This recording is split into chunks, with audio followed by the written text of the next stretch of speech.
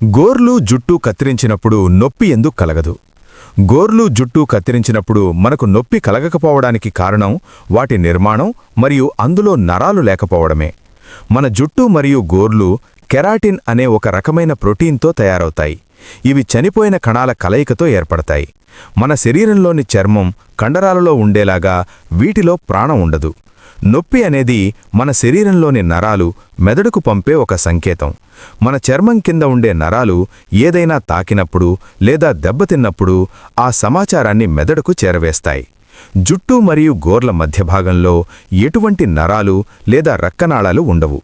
మనం కత్తెరతో జుట్టును లేదా గోరును కత్తిరించినప్పుడు అక్కడ నరాలు లేవు కాబట్టి మెదడుకు ఎలాంటి నొప్పి సంకేతం అందదు. అందుకే మనకు నొప్పి తెలియదు. మీరు గమనిస్తే జుట్టును కత్తిరిస్తే నొప్పి పుట్టదు, కానీ పట్టి గట్టిగా లాగితే నొప్పి పుడుతుంది. అలాగే గోరును కత్తిరిస్తే నొప్పి ఉండదు, కానీ గోరు లోపలి చర్మానికి తగిలితే ప్రాణం పోయినంత నొప్పి వస్తుంది. కారణం, జుట్టు యొక్క కుదుళ్ళు మరియు గోరి యొక్క మూలాలు సజీవమైన చర్మంతో ముడిపడి ఉంటాయి. ఆ ప్రాంతాల్లో నరాలు మరియు రక్త ప్రసరణ పుష్కలంగా ఉంటుంది. అందుకే జుట్టును లాగినప్పుడు లేదా గోరును లోటుగా కత్తిరించినప్పుడు ఆ నరాలు ఉత్తేజితమై మెదడుకు నొప్పి సంకేతాలను పంపుతాయి.